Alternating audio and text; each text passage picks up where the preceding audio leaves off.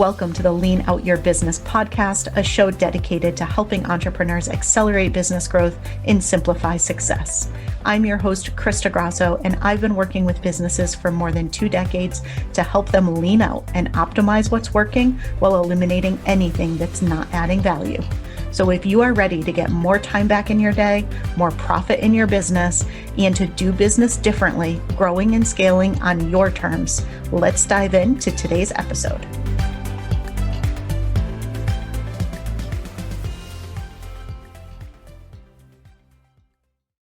Hello, and welcome to another episode of the Lean Out Your Business podcast. Today, we are going to be diving into how to lead as a bold, brave female entrepreneur. And today, I'm joined by Amber Hurdle, and I am so excited that she is here because she is a total rock star, total badass, and we are going to be talking all about leading bravely, which I think is just great, and there's so much that she has to share on this. So let me tell you a little bit about Amber, and then we're going to go ahead and dive in. So Amber Hurdle helps leaders confidently define and position their value so they can maximize their influence, their focus, and their results. She's a dynamic professional speaker and CEO of Amber Hurdle Consulting, and she pioneers using both science and marketing principles to strengthen brands and leaders from the inside out. She is the author of The Bombshell Businesswoman, How to Become a Bold, Brave Female Entrepreneur, which we're going to be talking all about today.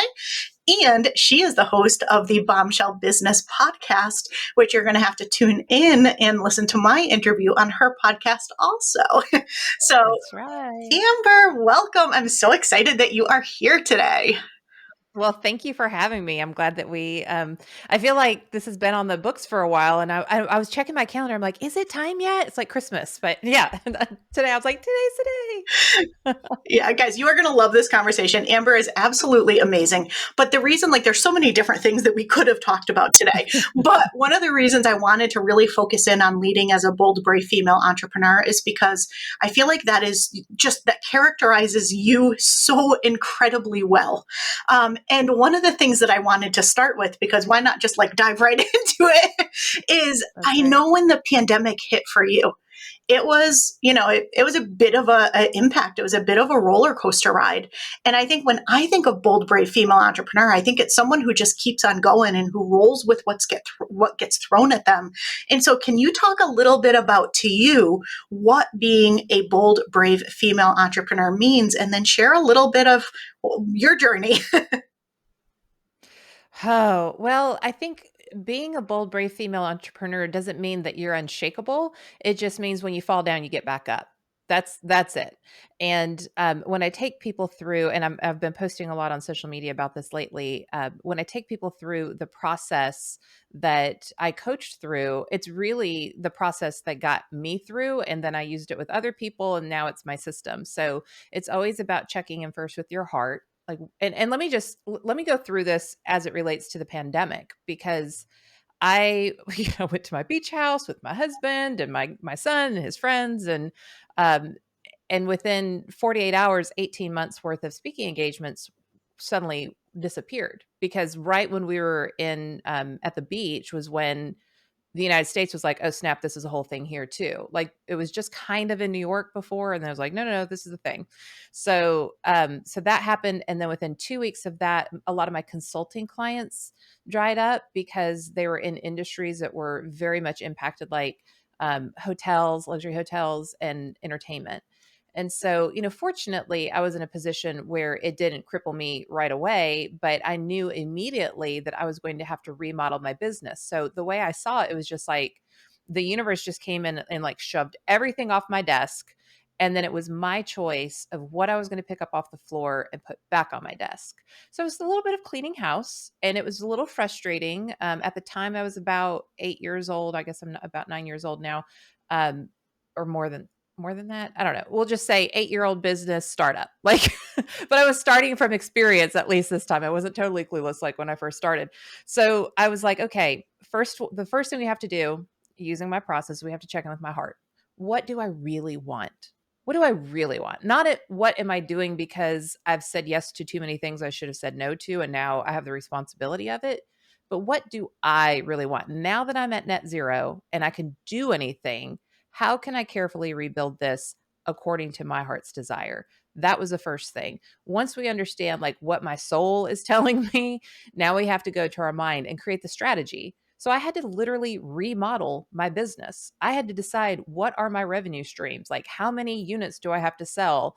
What's my overhead? Like, am I going to change anything? Do I need to let anybody go? I ended up hiring people. I ended up having more vendors and more tools in my tech stack than before.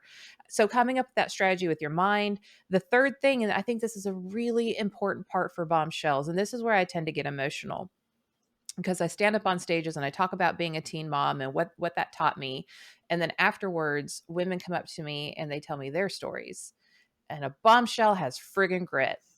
And that's the third step, is you have to remember where you came from. If I could have raised a kid at 16 years old and like gotten through 2008 with a very successful celebrity event planning business, like I got this pandemic thing. Like you have to pull from those dark places, because those dark places is what reminds you of who you are when you're faced with darkness again.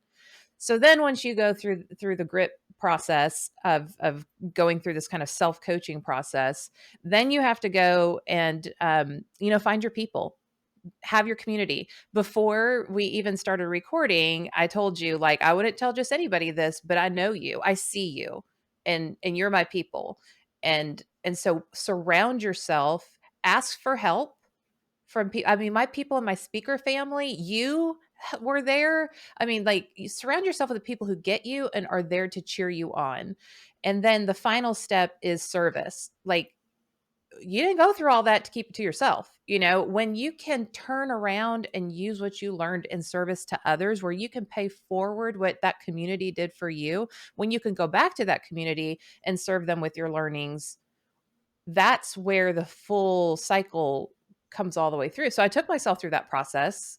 And as we mentioned, I'm not off the roller coaster yet. I mean, I had a fantastic, like, this is already Q1 is amazing. But I am a startup.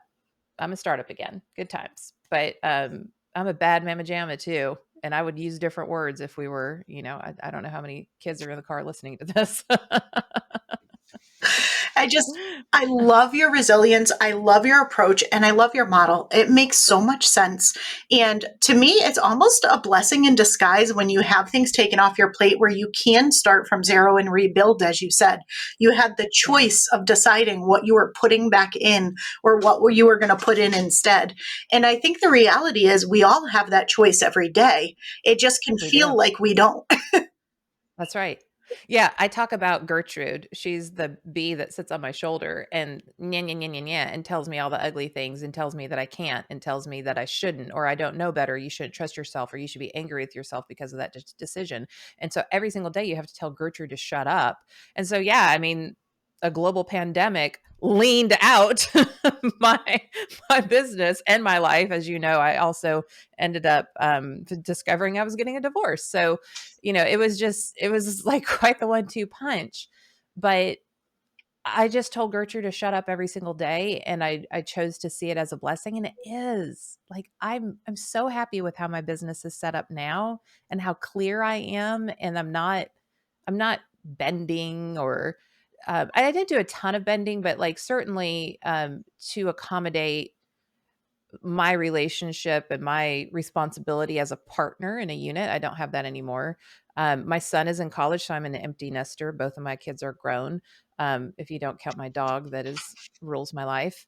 And it's just, things are different, and I can make different choices that honor me first. And that's the first time in my life I've ever been able to do that. What an amazing place to be in so many ways. Even though you get there unexpectedly sometimes, it really is a gift sometimes to be able to really make those choices and just see things from a completely fresh perspective. Yeah, as like God, the universe, whatever word makes you comfortable. It's like God was saying, like, okay, you preach self-love, you're about to get like a PhD level on this, like, okay. Okay, I'm picking up what you're putting down there. Daily practice. That's how we get stronger. Yeah, like here's a whole big life experience to walk your talk at a Mhm. whole next level. That's right. You're about to get really good at self-love, Amber. That's because we're going to like here's oh, is that not enough plates on your bench press? Like, let me hand you a Buick. Here you go. That's the level of self-love that I'm going to expect of you. Carry on. So, what advice would you give somebody who's in that place, right? Maybe they don't feel super brave or super bold or super confident, and maybe life or their business or, a whole lot of things are just getting thrown at them. What advice do you give, beyond your method to really just get in that place of being able to move forward and keep that momentum going? Yeah, I think there's two things. One is to get grateful, and the other one is to get curious. So we can lament and we can wallow in our self pity. And don't get me wrong, I have had a pity party or 20 or 30 in the past couple of years. But so, like, do it, put your party hat on, pour your champagne or vat of bourbon or whatever your flavor is, and then tell yourself, okay, now it's time to find the good in this. If you don't start looking for the good in it, you're never going to get out of the darkness. If you cannot turn on just a little lamp in the darkest corner, you're not going to get out of it. So, I was just like, okay, cool. I get to start over and I get to learn new things and I get to go back to a model that I really enjoyed before and didn't feel like I could pursue because I had these other things going on. And I'm grateful for this, that, and the other. And so whether that's a daily gratitude journal, whatever that looks like, just being grateful to somebody else when somebody calls you and it's like, how are you doing? Like, I'm so grateful for these three things. And then you can vent after that if you want to, but start with gratitude. It chemically is it chemically? I know it's scientific. I don't want to say the wrong thing. I'm a little bit tired today. I didn't sleep well last night, but it does shift how your brain operates and perceives things when you practice gratitude. And then the second thing being to get curious. So we judge ourselves. Oh, I'm so good at judging myself. Like I am Yeah. super pro at that. You too. Rock Yeah. star over here at that one. Yeah. Yeah, yeah, we get our trophies. And so if you're not judging yourself and if you're more like curious, like that's what I had to really double down on is I wonder why I'm feeling this way. I wonder why my body is experiencing this right now. I wonder why that door closed and what that then allows me to look at differently. I'm curious that if I took this path and I asked this person for help, where would that get me? It's like, did you ever read the Choose Your Own Adventure books when you were a little girl? I was obsessed with those books. Right? I mean, like, and then I would like, some of them I was like, I always am going to choose this one because that's the outcome I want. But for the most part, I did like exploring and going down different adventures. Do that with your life. If you fail, it's not failure. It's just data. It's just like, oh, okay, well, I thought that would work, but it doesn't. So now we're going to put that on the shelf because that didn't work, or we'll put it in the trash can and we're going to move over here and try this. Um, that's what you get to do when you're curious and you're not constantly judging yourself or others. Yeah, and you just said something that was complete gold there. So I want to say it again, guys. Write this one down. It's not failure, it's just data. Yeah. Like, so good and so true, because I think it's so easy to judge and get into the woulda, shoulda, coulda. Like, why did I do that? I should have done it differently. I should have done this. I could have tried this. And it's just data. Just just data. Like, I love how you said I say that. all the time, Yep. stop shitting on yourself and masturbating. Okay. Like, it's not a good look. Just don't do it. And, and then like, but track it. Like, if you're going to treat it like data, then track it like it is data. And I think women get really hung up a lot on money. And we think if we're spending money on our business, we're spending money on ourselves. And we can't do that because our kids need new shoes and a designer bag when they're only 11 and like all these things. And, and it's not helpful. You're not investing in yourself. You're investing in your business, which you have a fiduciary responsibility to do. Like, that's your job. And so sometimes you have to take a risk and you have to spend money, and then you're going to be like, "Oh crap. If I told you, girl, how much money I've spent trying to figure things out." I mean, like, some women on listening to this would be like, "Holy hell." But I'm like, "You know what? At the end of the day, I got to hear, like, I'm just thinking of one example. The end of the day, I got to hear, I don't believe I could have gotten there without this, which required that spend. And so while I didn't necessarily make the money back on that investment like I thought I would, the opportunity cost of not getting here is probably in the millions. Yep. I tell the story all the time. I lost, hundreds of thousands of dollars in my first jewelry business trying to scale it. And I scaled very quickly and I followed a business model that I shouldn't have followed. I listened to kind of the wrong people. And my business is now very profitable and very successful, but it took me years and years and years to dig myself out of that debt that I got myself in. But I went out and ended up launching another business. And within 2 weeks, I made the same amount of money of the debt that I had accumulated in my first business. And so it took me, probably, I don't know, 5, 6 years to get myself back out of the debt in the jewelry business. But I was able to take all of that failure, which I'm saying in air quotes, and I was able to leverage all those learnings and apply that to something new and immediately get to multi six figures in just under 2 weeks, which sometimes it's hard to see when we're Crazy making train. those investments or those things that don't go well, but it does all work itself out. And to your point, that's probably been worth millions of dollars to me over time. So sure, I will throw that couple $100,000 away as a learning experience early on.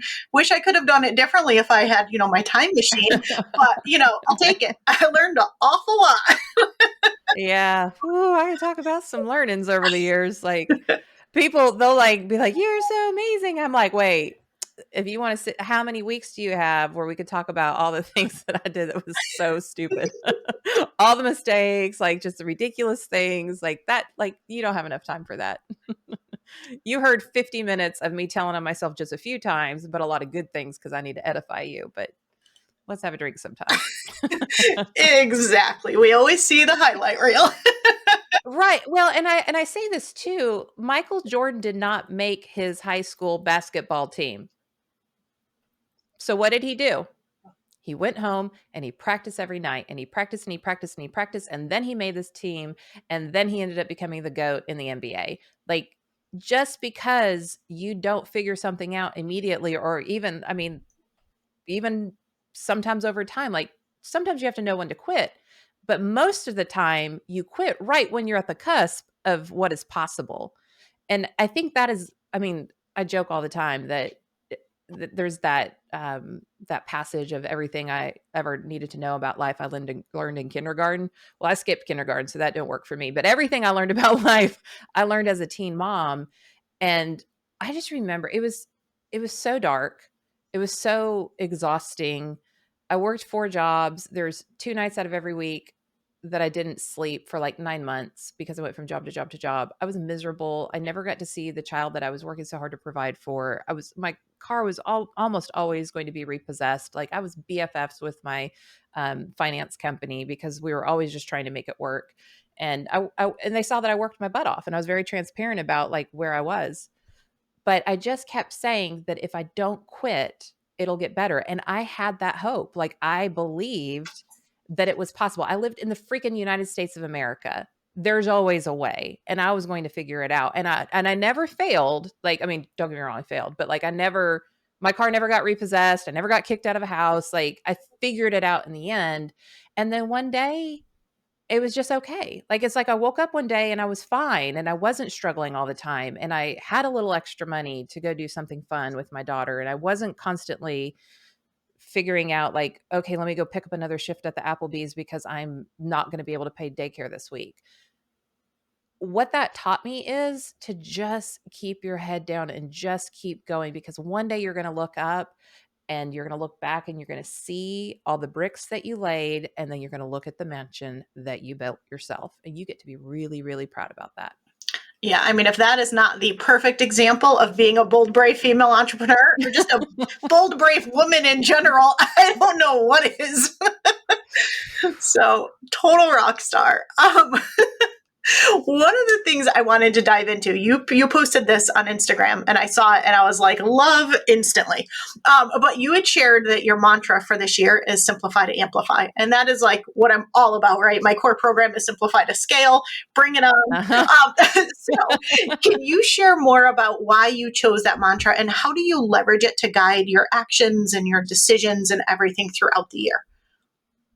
Yeah. So what that looks like is, throughout COVID, just for survival purposes, again, we ended up, even though I was like, yeah, I get to do whatever I want to do, you ended up having to say yes to things that maybe weren't perfect for you. And I did enjoy them, but, we both are, um, connected to Allie Brown, and she sent you The Big Leap before, right? Yeah. So I've read that 100 times. I loved it when I got it in the mail from her, and that's the copy that I keep. But I read that once a year, and he talks about Guy Hendricks talks about your zone of genius and then like your zone of competence. And I feel like some of the things that I was having to say yes to pay the bills was like just in my zone of competence. So we kind of had all these things going on, um, and and then like lots of different tech tools, and it was just a little bit all over the place. And I was like, that's not what I was planning on when I picked everything up off the floor, only the things I wanted to put on my desk. So now that we've kind of like, and we know what our new normal is, to use the overused term, PS new normal means just expect change. But at least we know like what the vibe is and who our people are. And so this year it was like to just carve off anything. We're not offering anything that isn't for a very specific person. We've dwindled our tech stack down. Yes, there are some things that make our life a little bit easy in these particular areas, but if we just got rid of those and we only stayed in these two um, softwares to run the day-to-day operations, we're probably going to save more time than, because having to do like one or two extra things that this other software did, um, just simply by not coming in and out of things all the time and having to remember how to use different things. So, and even just looking at like how much we take on, I'm definitely, I know this shocks you, but my eyes are bigger than my belly when it comes to work. And I'm 42. I'll be 43 in October. And I have to remind myself, you're not 27 years old anymore. Like you're gonna have to chill. You cannot work this hard anymore. And so just also simplifying what my day looks like. And then also, I kind of already did this. I continue to socially distance from some people, even after we were all allowed to hang out again. But I'm pretty harsh. Harsh isn't the right word. My boundaries are very clear on who I choose to spend time with. And we when we talk about that community part of the bombshell businesswoman coaching um, process framework, if your community isn't strong, I don't remember the exact quote, but Oprah said something about like make sure you have friends who will ride the bus with you and not just the limo. And it's been really interesting how many people have shown themselves. It's what I do for a living. I see people, I see them, I see them for their greatness, and I also see other things. And in the absence of having to maintain things because of a partnership that I was in, I can now say, like, hey, peace be with you. I'm not judging you. I do not, I want all of the great things in life for you. But where you are on your journey is vastly different than where I am on mine. And what you value in life is very different than what I value in life. And I'm only going to surround myself with people who are either at my energetic level or they're striving to elevate their energetic level. Like I don't want any more of that below the line energy. Like if you're a gossiper, stay away from me. Like I have no time for that. If you want to talk about ideas, if you want to talk about the future, if you want to talk about the world, business, we talk business all the time. I'm all in for that. And so simplifying to amplify is also, you might have a lot of acquaintances, but decide on who are your friends and who are you going to take your finite time to invest in. So good. So, so good. There's so many people that I just have had to really minimize the time that I spend with. I will go once every, few months and we'll go like grab a dinner or something, but we don't talk and text every day like we used to because very much like you, I like to be in a place of possibility. I like to be in a place of self-improvement and self-development. That's just me. And I had a friend say to me one time, she was like, I don't know anybody like you who's so focused on learning and improving themselves all the time. Like, why do you bother? I hear that all the time. Yes. And I was like, Why do okay, you bother? we can't talk Let me all the just time loaf around anymore. this life and Yeah. I was like, I was, yeah, thinking this friendship had kind of, moved on a little bit, but that if you're not interested in self development and can't understand why I am, that's his time to move on. I have this one singed into my brain. I had somebody tell me, I'm not here to change the world. I'm just here for the ride. And I was like, well, okay, like you go for the ride, but I'm going to go over here and try to change the world. Like, don't like, if I'm okay with you just here for the ride, why can't you be okay with me over here, like stepping into what I feel called to do? And like, isn't it a blessing? People spend their entire lives trying to figure out their life's purpose. I know mine. I wake up every single morning with an anvil on my chest saying, this is what you're to do today. And if you don't, you're going to be miserable. Like, what a gift. Like, if there's anybody in your life that's standing between you and what you have come to this earth to offer other humans, they gots to go. Bye. And even like, in my early years when I was young and dumb and doing dumb things, I learned then, like, well, if I keep hanging out with these people, I'm probably not going to have good outcomes, because it seems like I keep having bad outcomes when I'm around these type of people. So maybe I need to go find different people. And as my career was growing too, I've just always been in like luxury or around wealth and things like that. So just even being around people of means, it's not a money thing, it's how they think. Hmm. It's how they present themselves. It's how they choose. Most of the people I know with a ton of money, you wouldn't know they have a ton of money. And I'm talking to like obnoxious amounts of money. But you don't like, I mean, they might have a Louis Vuitton or a Gucci belt or something like that. Don't get me wrong. But they don't talk about it. They don't flaunt it. They're not, and I've had people like sit me down and talk about investing and, budgets. And somebody taught me how to buy my first car, because those were the people I decided, like, I was like, okay, there's so much I don't know. So I'm just going to go hang around smart people. I'm going to go hang around people who already have achieved what I want to achieve. Like, listen, if your friend's current location is hanging outside by your best friend's ride, that's not the person for you. Okay. Do not take advice from people who have not been to where you want to go. Yeah, so good. And this is right now, I'm in my Build to Scale program. Everybody's getting ready to launch their scalable signature offer. And one of the women got really down because she had shared her website with people for feedback, and somebody gave her constructive criticism, which I'm saying very much in air quotes. And this was a friend. This wasn't a target customer. It was nobody who ever would buy what she was doing. And honestly, her feedback wasn't really all that helpful or valid. Really, it was her opinion, but from a true business perspective and what she needed, it wasn't. But boy, did that massively derail her. And it's Yeah. just, we talked about it in one of our calls that it's great to get feedback from people. That's one of the reasons why I love masterminds. I love being in group coaching programs. I love things like that where you have people who get where you are and get what you're trying to do and have your best interest at heart and want to Mm-hmm. support you, instead of people who are just like, it's nice, but you should really do this.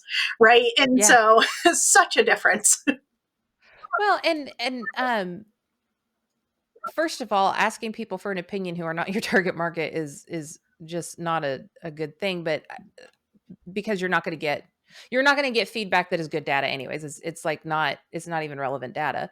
So even if they're like, it's amazing, that also doesn't count, because they're not giving you their money. So but the one thing I always want to remind entrepreneurs in general, but especially female entrepreneurs, we're weird people. Like, and ps, weird, if you look it up in the dictionary, means supernatural. So I'm not insulting anybody.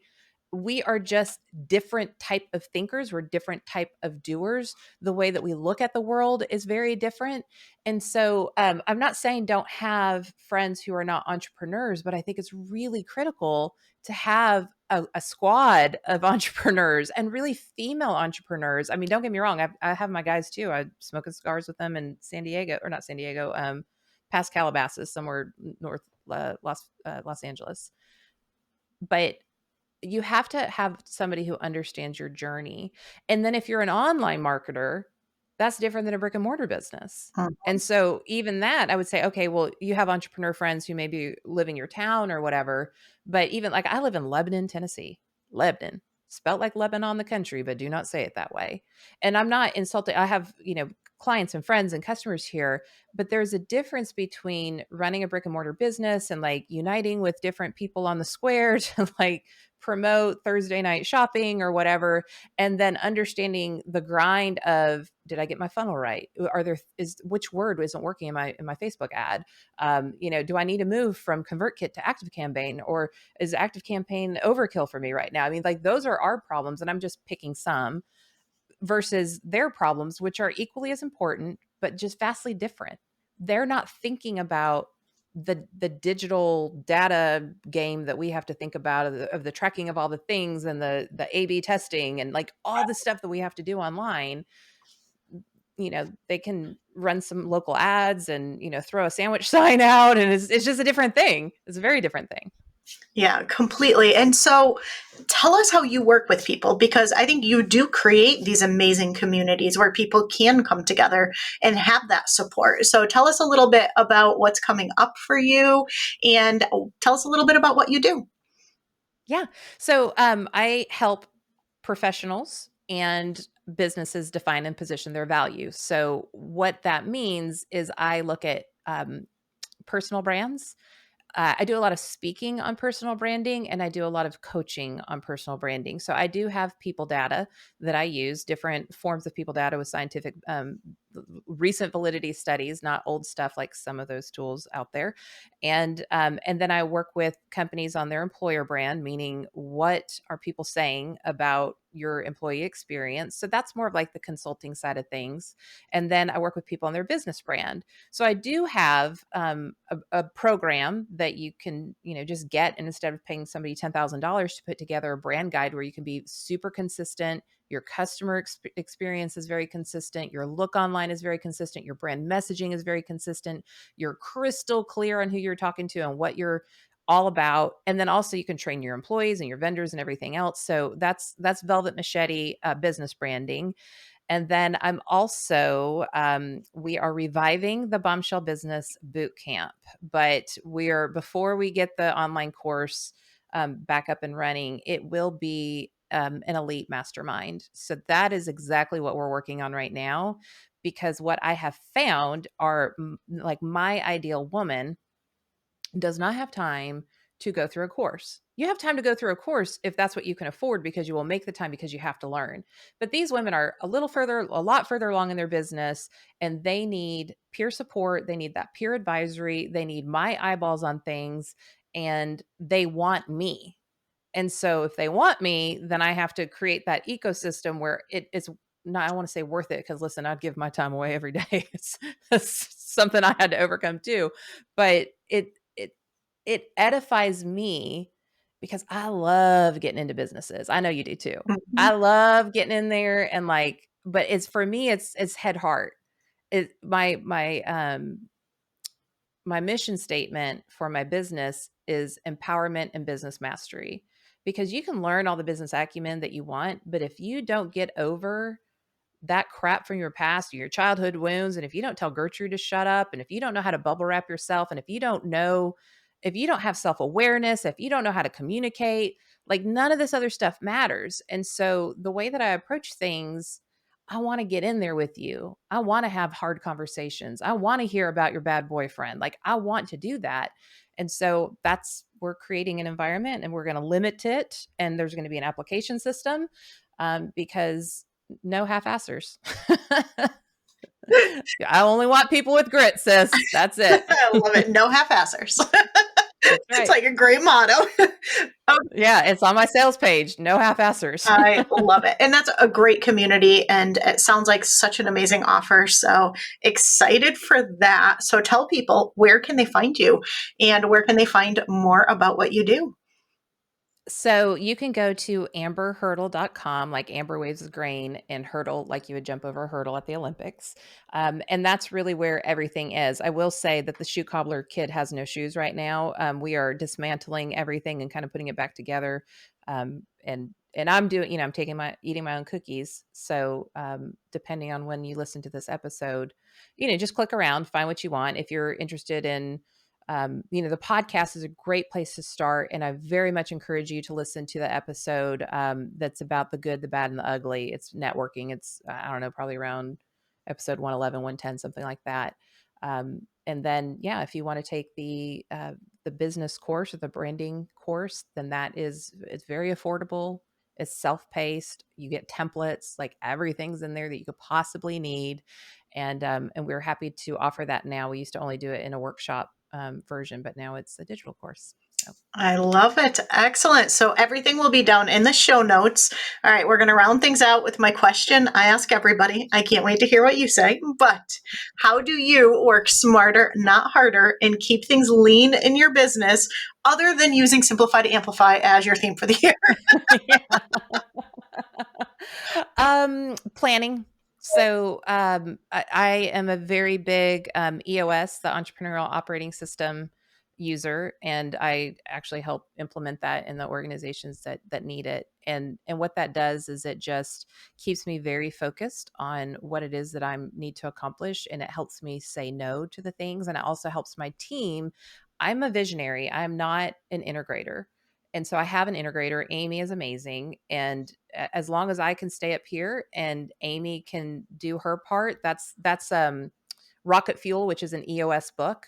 That dynamic of that relationship is critical. And then the L10 meeting, the level 10 meeting, and just really going through what your rocks are and only addressing the things like as a check-in, what are your KPIs, that sort of thing.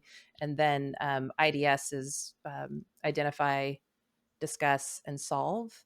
And just sticking to these structures and not wavering from them, because again, my eyes are bigger than my belly. So Aren't they always, right? Yeah. Always so much we want to do and only so many hours. That's right. That's right. And we're so multi-passionate. Most female business owners are very multi-passionate. It's like, I want to do all the things. And you're like, crap, why can't I make money? Because you're trying to do all the things. That's why. Focus.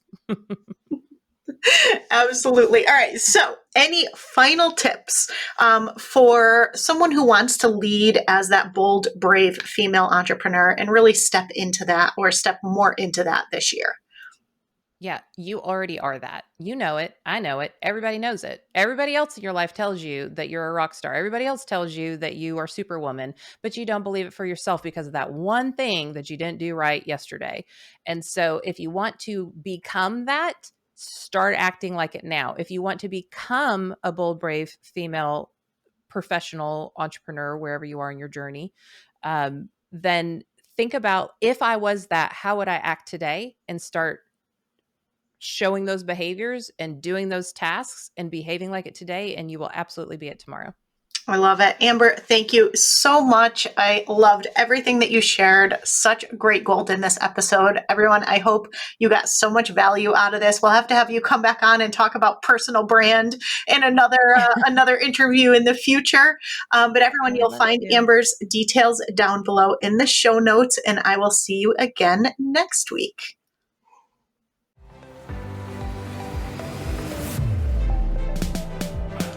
Thank you for joining me for another episode of the Lean Out Your Business podcast. I hope you got a lot of value and actionable insights from today's show, and would love if you take a moment to leave us a review. If you have any questions on today's episode or on how to lean out your business, join us over in our private Facebook community, where every week we do live training and Q&A, and I'd love to have you be part of the conversation. Head to leanoutmethod.com/group to join us. And before you go, be sure to subscribe to the show so you're the first to know when we release a new episode. We'll see you next week.